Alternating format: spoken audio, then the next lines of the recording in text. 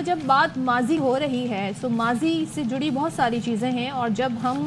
ہمارے ملک میں بھی جب سیاح آتے ہیں تو وہ جو سیاح کی ایک خاص مینٹیلٹی ہوتی ہے، کیونکہ اس کو اتنا آئیڈیا نہیں ہوتا رہن سہن کا، تو وہ اس ملک کے بارے میں جاننے کے لیے اس کی جو تاریخ ہوتی ہے، اس کے جو آثار قدیمہ ہوتے ہیں، وہ ان کو اٹریکٹ بہت ہوتا ہے ان کی طرف، اور وہ ان کے بارے میں جاننا چاہتے ہیں، تو ان کو پریزرو رکھنا،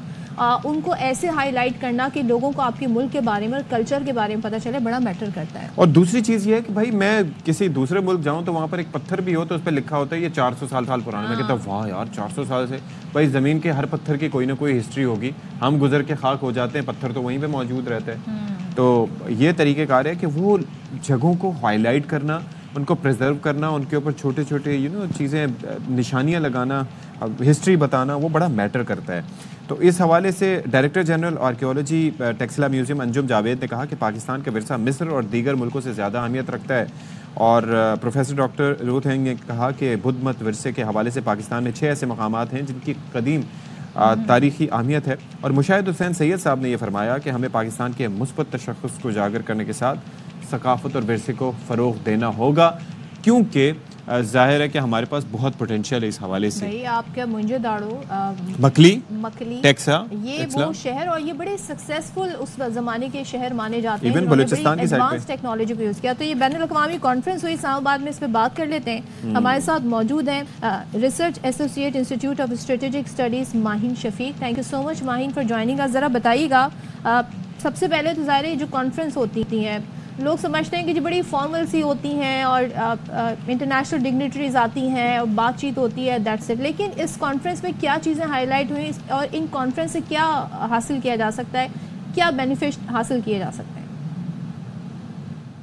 firstly thank you so much for having me on the شو۔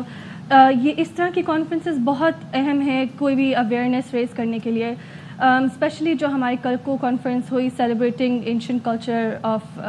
پاکستان، اس میں ہم نے شوکیس کیا کہ پاکستان کے پاس بہت زیادہ سافٹ ڈپلومیسی اور کلچرل ڈپلومیسی کا پوٹینشیل ہے۔ ہم نے اس کانفرنس میں پاکستان سے بھی لوگوں کو بلایا جو کہ آرکیولوجی میں کام کرتے ہیں، اور باہر سے بھی کافی لوگوں نے شرکت کی جو کہ آن لائن بھی تھے اور ان پرسن بھی تھے۔ دا پرپس از کہ ہم لوگوں کو بتا سکیں، پوری دنیا کو بتا سکیں کہ پاکستان میں کافی ساری اینشنٹ ہسٹوریکل سائٹس ہیں جس کو ہم پریزرو کر سکتے ہیں اور ڈیجیٹلی ان کو ہم انہینس کر سکتے ہیں، اور دنیا کو شوکیس کر سکتے ہیں کہ پاکستان میں بہت کچھ ہے ایکسپلور کرنے کے لیے، اور بہت زیادہ اپرچونیٹیز ہیں ان لوگوں کے لیے جو کہ ورلڈ ہیریٹیج کو ایکسپلور کرنا چاہتے ہیں اور ٹریول کرنا چاہتے ہیں۔ سو پاکستان ایک بہت اچھی ٹورزم ڈیسٹینیشن بن سکتی ہے اس حوالے سے۔ اچھا، تو ذرا ماہین یہ بتائیے گا کہ اس وقت اگر ہم پاکستان کے حوالے سے بات کریں، کچھ جگہوں کا ہم نے حوالہ دیا جو بچپن سے ہمیں پڑھایا جاتا رہا، یعنی کہ مکلی کا بتایا جاتا رہا ہے، موہنجو دڑو کا بتایا جاتا رہا ہے، ٹیکسلا کا ہمیں پتہ ہے، بلوچستان کے کچھ ایسے مقامات ہیں جن کے بارے میں ہمیں علم ہے، اور کچھ نئی چیزیں ایسی ہیں جو دریافت ہوئی ہوں جن کے بارے میں پتہ چل سکا ہو کہ ہاں جی یہ بھی ہسٹوریکل امپورٹنس رکھتی ہیں تو ان کو بھی ہمیں پریزرو کرنا چاہیے۔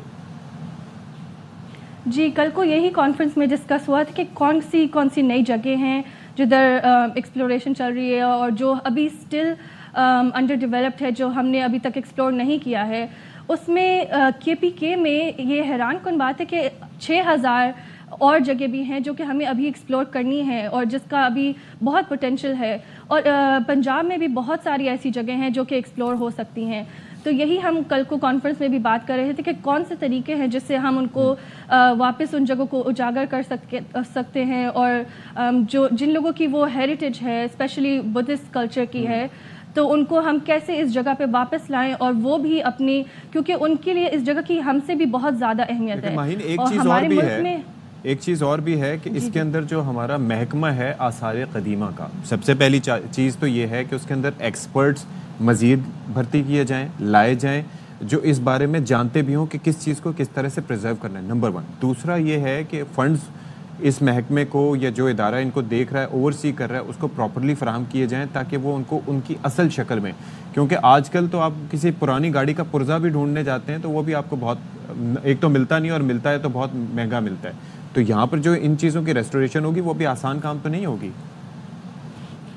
جی جی، آپ نے بالکل درست فرمایا، اور جو آپ نے ریکمنڈیشنز دیے وہی ہم نے بھی کل کو کافی ڈسکس کی، اور کس طریقے سے ہم یہ فائنینشیل ریسورسز اور ہیومن ریسورسز، اور اسپیشلی کن کن جگہ پہ، جیسے ٹیکسلا یونیورسٹی ہے،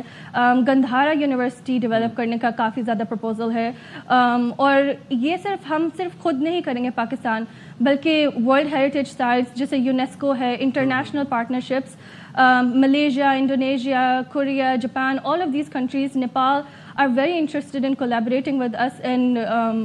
یہ سب ہم چیزیں ایکسپلور کر سکیں۔ ایک چیز میں جاننا چاہ رہی ہوں، کیونکہ اویئرنیس تو بہت ہے اور ہم یہ دیکھتے ہیں کہ ٹورزم پر بھی بڑا فوکس ہے۔ پچھلی گورنمنٹ کی بات کریں ہم، جو کہ پی ٹی آئی کی گورنمنٹ تھی، موجودہ حکومت کی بھی بات کریں، لیکن مجھے آپ اگر صرف 4-5 سالوں کے آپ مجھے بتا دیں کہ کیا کچھ ہوا ہے بیوٹیفیکیشن کے حوالے سے، آثار قدیمہ کو محفوظ کرنے کے حوالے سے، نئی دریافت کے حوالے سے، اب تک ہوا کیا ہے، کتنا کام ہوا ہے؟ جی،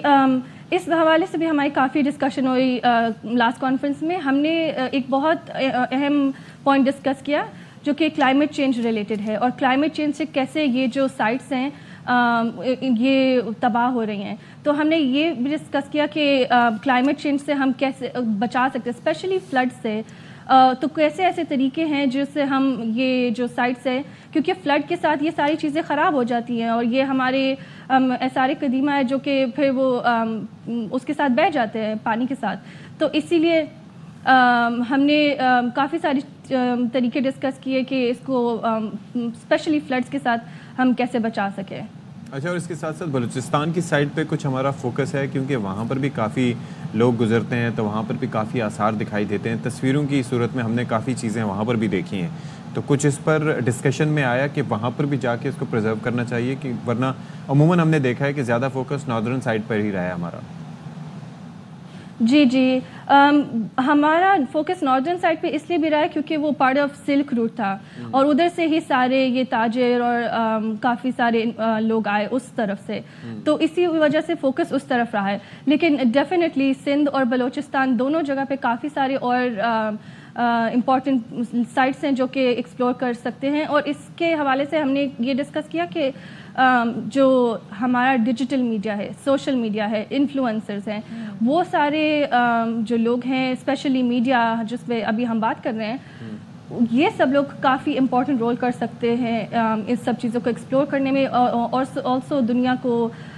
بتانے میں کہ ہمارے پاس کیا کیا قیمتی ظاہر ہے آج کل کے دور میں میڈیا جو ہے بڑا اہم رول پلے کر سکتے ہیں، اسپیشلی سوشل میڈیا کی اگر ہم بات کریں، کیونکہ سب کے پاس موبائل ہے اور اس موبائل کے تھرو بڑی جلدی آپ کنیکٹ ہو جاتے ہیں as compare to television اور ریڈیو۔ یہ میڈیم جو ہے اس وقت بڑا important. Thank you so much Maheen, آپ ہمارے ساتھ تھیں اور ساری صورت کے حوالے سے بتایا۔ ہوپ کہ بہت جلد سے جلد کام ہو اور بیوٹیفیکیشن بھی ہو اور مزید دریافت بھی ہو۔